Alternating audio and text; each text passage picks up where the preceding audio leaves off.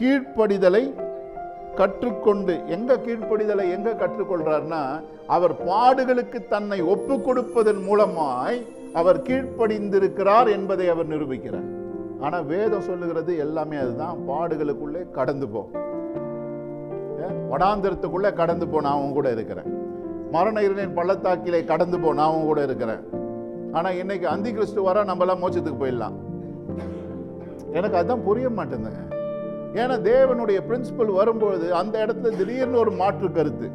அவருடைய பிரின்சிபல் என்னன்னா, நீ போ, சோதனை வழியா போ, ஜெயித்து வா, நான் உன் கூட இருக்கிறேன். அதான் அவருடைய போதனைகள். ஆனா நம்ம என்ன செய்யறோம், சில நேரத்துல ஐயோ உலகத்துல ரொம்ப பிரச்சனை, நம்ம எல்லாம் கிளம்பி போயிடலாங்க.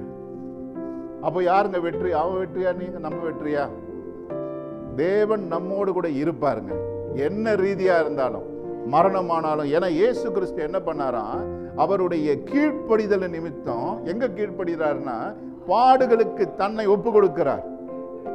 தேவனுடைய சித்தம் என்ன? பாடா, மரணமா, கஷ்டமா, பிரச்சனையா, தன்னை கீழ்ப்படிந்து ஒப்பு கொடுப்பதன் மூலமாக அவர் கீழ்ப்படிந்தவராய், ஜெயித்தவராய் அவர் காரியங்களை செயல்படுத்துகிறார். ஆமென்.